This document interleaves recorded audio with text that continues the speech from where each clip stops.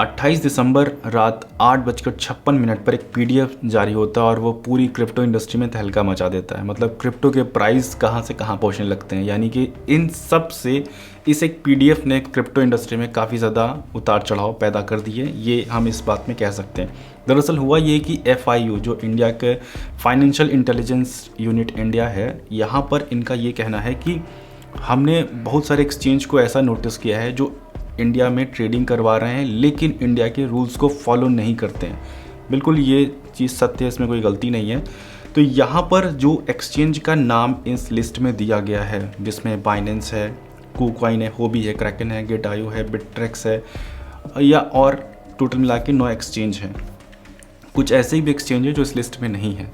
तो इन सारे एक्सचेंजेस को नोटिस दिया गया और ये पूछा गया है कि कारण पूछा गया है कि आप इंडिया में लोगों को ट्रेडिंग करा रहे हैं वर्चुअल डिजिटल एसेट में, VDA में। तो जो इंडिया के prevention of money laundering act है उसको आप फॉलो कर रहे हैं, या जो फाइनेंशियल इंटेलिजेंस यूनिट के जो लॉ हैं उनको आप फॉलो कर रहे हैं, ये इनसे पूछा गया है। अभी ये सारे एक्सचेंज आज की तारीख में नॉर्मल काम कर रहे हैं। आप चाहें तो इसमें विड्रॉल कर सकते हैं, आप चाहें तो इसमें ट्रेड कर सकते हैं। जो भी एक्सचेंज जो लिस्ट में नाम है या नहीं है, हम ये मानते हैं जिनका नाम नहीं है, ऐसा नहीं कि वो बाहर हैं, वो भी इसी लिस्ट में है। किसी कारण से ये लिस्ट जिन्होंने बनाई है उनसे कुछ मिसमैच हुआ होगा, आई होप, क्योंकि यहाँ पर कुछ ऐसी भी एक्सचेंज इस लिस्ट में है जो आज की तारीख में लाइव नहीं है। आज की तारीख में वो ऑलरेडी अपने प्रोजेक्ट को शट डाउन कर चुके हैं, फिर भी वो लिस्ट में, क्योंकि हो सकता है ये लिस्ट, क्योंकि इंडिया इस लॉ पर बहुत समय से काम कर रहा है। तो जो नोटिस में उनको लिया गया है, हो सकता है आने वाले समय में कुछ ये सुधार हो लिस्ट में। तो हम ये मान रहे ऑलमोस्ट जो इंटरनेशनल एक्सचेंज है वो सारे के सारे इस लिस्ट में आते हैं। तो अब इस चीज़ में इनका मतलब क्या है? इनका मतलब सिर्फ इतना है कि जो मनी लॉन्ड्रिंग मतलब एक अलग कंट्री में पैसा भेज देना, किसी टेररिस्ट एक्टिविटी में शामिल होना, वो क्रिप्टो से या इस जैसे फॉर्म से बड़े इजीली भेजा जा सकता है। तो इस चीज़ को स्पेसिफिक करने के लिए कि कहाँ पर कौन सा ट्रांजैक्शन जा रहा है, अगर उस चीज़ को ट्रैक करना होगा तो इंडिया के लॉ के अनुसार ही काम करना पड़ेगा, और इसमें मेरे ख्याल से कोई हर्ज नहीं होना चाहिए किसी भी इंडियन यूज़र को।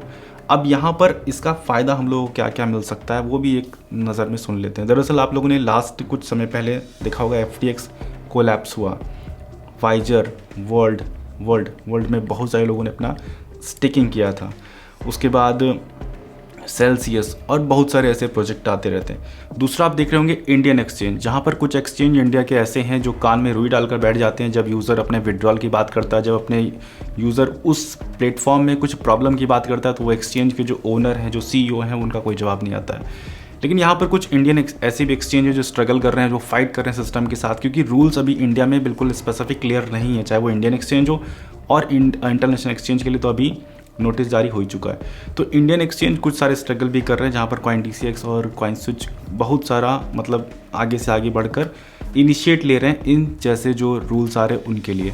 लेकिन यहाँ पर अब एक आम यूज़र के लिए मैं पूछूं, जैसे कि अगर हम एक आम यूज़र हैं तो हम लोगों को क्या मन में रखना चाहिए, क्या स्टेप लेना चाहिए? दरअसल जिन भी इंटरनेशनल एक्सचेंज का नाम है नहीं है, आप ये क्लियर मान लें कि सबका नाम है। कोई मैं मतलब अंदर ही अंदर हंसी आ रही थी जब रात में कई सारे ऐसे मैसेज ट्वीट हम देख रहे थे जब लोग बोल रहे थे जिन एक्सचेंज का नाम नहीं है उसमें फ़ंड ट्रांसफ़र कर लिए जाएँ क्या। मतलब ये बिल्कुल क्लियर है कि जिन एक्सचेंज का नाम है नहीं, ऑलमोस्ट वो सारे के सारे एक्सचेंज हैं इंटरनेशनल कोई भी जितने भी एक्सचेंज हैं वो सब के सब ऑलमोस्ट एक ही लिस्ट में है।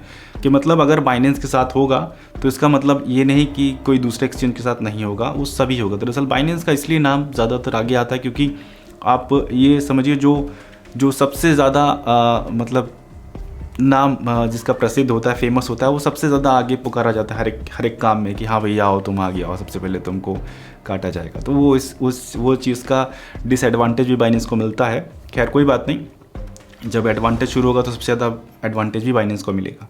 तो अब यहाँ पर बहुत सारी चीज़ सामने आ रही है कि जो भी यूज़र्स हैं उनका फ़ंड जो एक्सचेंज पे पड़ा, मुझे पता है बहुत सारे यूज़र्स का एक्सचेंज पे फ़ंड पड़ा हुआ है। तो इससे पहले कि कोई URL प्लैंक की न्यूज़ आए या कुछ ऐसा स्टेप आगे बढ़े, आप अपना फ़ंड को सेव कर सकते हैं किसी डेस्क पे ले जाके, और वहाँ पर इतना करना है कि सिर्फ वहाँ पर सेव करना है, क्योंकि कौन सा एक्सचेंज इंडिया के टर्म एंड कंडीशन को फॉलो करेगा या कौन सा एक्सचेंज इंडिया उसको कंटिन्यू करेगी, ये दोनों उस सिचुएशन पर निर्भर है। लेकिन उससे पहले हम अपना फंड एक किसी डिसेंट्रलाइज एक्सचेंज पर जाके ट्रांसफ़र कर लें, ताकि ये एक्सचेंज और इंडिया के रूल्स के बीच में जब वो फाइट होने के बाद वो रिज़ल्ट निकल आए कि हाँ ये एक्सचेंज इंडिया में आगे काम करेंगे या नहीं, वो फ्यूचर बताएगा। उससे पहले हम अपना फ़ंड सेव करें, पहला काम ये।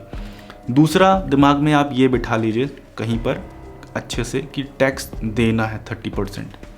मतलब अब ये सिचुएशन नहीं होगी कि 30% टैक्स नहीं देना है, क्योंकि जितने भी रूल्स जो सब बनकर आ रहे हैं वो धीरे धीरे उसी डायरेक्शन में जा रहे हैं कि टैक्स देना है। अब ये 30% है, ये सच में बहुत हार्श है और इस चीज़ के लिए हम लोग फाइट आगे भी करते रहेंगे। 30% टैक्स क्रिप्टो इंडस्ट्री पर बहुत ज़्यादा हार्श है। लेकिन एक बात ये भी है कि जो भी हम लोग को टैक्स देना है वो प्रॉफिट पर ही देना है। तो ठीक है, ये हम लोग आगे की बात है। अभी की जो सिचुएशन है उस हिसाब से अगर हम लोग बात करें तो फंड को अपने सेव करना है, क्योंकि कौन सा एक्सचेंज आने वाले समय में कंटिन्यू रहेगा नहीं रहेगा ये समय बताएगा। उससे पहले हम अपना फ़ंड को सेव करें और जिस भी एक्सचेंज पर वापस हम लोग को डालना होगा वो वापस से डाला जाएगा, जो आने वाले समय में कंटिन्यू करेगा। और अभी फ़िलहाल सारे एक्सचेंज नॉर्मली काम कर रहे हैं और धीरे धीरे इनसे अपना फ़ंड उस कंडीशन में रखिए कि जब आपको चाहें अपने किसी डेस्क पर ले जाएं या डेस्क से चाहें किसी ऐसे एक्सचेंज पर ले आएँ जो इंडिया पे ऑफिशियली काम कर रहा है। अभी 31 एक्सचेंज इस लिस्ट में आ चुके हैं। ये लिस्ट क्लियर नहीं इसलिए आज हम लोग नहीं डिस्कस कर रहे हैं। नेक्स्ट वीडियोज़ में हम लोग डिस्कस करेंगे कौन से वो 31 एक्सचेंज हैं जो कि इंडिया में ऑफिशियली काम करने के लिए तैयार हो गए हैं, जो टर्म एंड कंडीशन है उन पर। खैर, अब इस सिचुएशन पर ये क्लियर हो गया क्या करना है। अब इस सिचुएशन पर बहुत सारे लोगों का ये भी कहना है कि अपना फ़ंड किसी दूसरी कंट्री में दुबई में ले जाओ या मतलब VPN के थ्रू इस्तेमाल कर सकते हैं या मतलब उन एक्सचेंज पर ले जाओ जहाँ पर जिनका नाम इस लिस्ट में नहीं है। तो मेरे ख्याल से ये वो समय नहीं है, क्योंकि अभी इंडिया उस स्टेप को पार कर चुका है। इंडिया का जो स्तर है, जो लेवल है, वो बहुत ज़्यादा आगे हो चुका है। तो ये छोटे मोटे मतलब पैच लगाकर हम अपनी चीज़ों को संभाल नहीं सकते। यहाँ पर क्लियरली सामने स्टेप लेना होगा, सामने आकर बात करनी होगी कि हाँ जो टैक्स है वो देने के लिए तैयार हैं और जो भी एक्सचेंज आगे कंटिन्यू करेगा इंडिया के साथ उसमें हम लोग ट्रेड करेंगे। जो इंडिया की सारी लॉ को फॉलो करेगा उसके साथ ट्रेड करेंगे, क्योंकि यहाँ पर एक्सचेंज की बहुत ज़्यादा मनमानी हो रही थी और ये रूल ज़रूरी है। बहुत सारे लोग ये भी गौर करते होंगे कि कई बार आप देखते होंगे फ्यूचर ट्रेड में अक्सर लिक्विडेशन नहीं पॉइंट आता है, फिर भी लोग लिक्विडेट हो जाते हैं।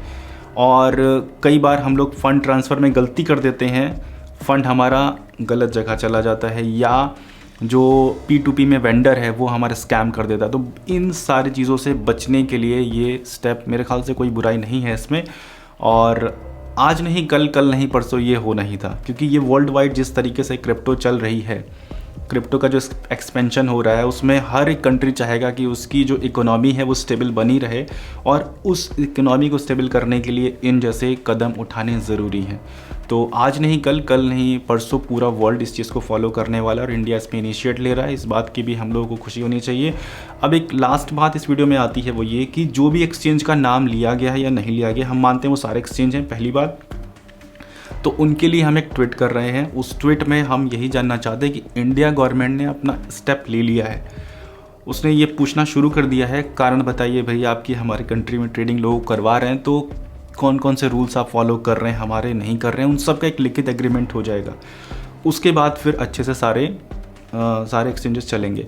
तो अभी हमने एक ट्वीट किया है जिसमें उन सारे एक्सचेंज को टैग किया है। हमें आपका उसमें हेल्प चाहिए ताकि उनका भी आंसर मिले कि हाँ हमारा आज भी ऑलमोस्ट मतलब काफ़ी सारे लोगों का फ़ंड उसमें पड़ा हुआ है, बहुत सारे लोग चाहते हैं उनके साथ और कंटिन्यू करना, और उन एक्सचेंज की भी ज़रूरत है क्योंकि इंडिया के जो यूज़र है उनको मतलब ट्रेडिंग करवाना। तो इस बीच में उनका क्या स्टैंड है, क्योंकि इंडिया ने अपना स्टैंड दिखा दिया है कि अगर आपको आगे रहना है तो ये सारे रूल्स फॉलो करना है। अब उन एक्सचेंज का क्या स्टैंड है उसको भी उनको क्लियर करना चाहिए। तो उसके लिए हमने एक ट्वीट किया है, उस पर आपका एंगेजमेंट चाहिए ताकि उनका रिस्पांस और ज़्यादा सही डायरेक्शन में मिले। तो इस सब के लिए आपका वो जो ट्वीट है उसका लिंक हम डिस्क्रिप्शन में देंगे। आपका उसमें ओपिनियन चाहिए, आपका शेयर, लाइक, रीट्वीट, ये सारा कुछ चाहिए। बाकी हम लोग ऑलवेज़ आपकी हर एक सिचुएशन में साथ में हैं, क्योंकि ये सारी चीज़ एनालिसिस करने में थोड़ा समय चाहिए था, इसलिए हम लोगों ने सुबह ये वीडियो शेयर किया आपके साथ। और बिल्कुल रिलैक्स हो जाइए, अपने फ़ंड को सेव कीजिए, दिमाग में ये रखिए कि टैक्स देना है, बस सब कुछ क्लियर है। और मिलते हैं किसी नेक्स्ट वीडियो में। Thank you so much. तब तक आपके मन में कोई और भी सवाल अगर आ रहा हो तो नीचे कमेंट कीजिए, उन सब के साथ हम लोग जवाब में मिलते हैं कमेंट में। Thank you so much video देखने के लिए।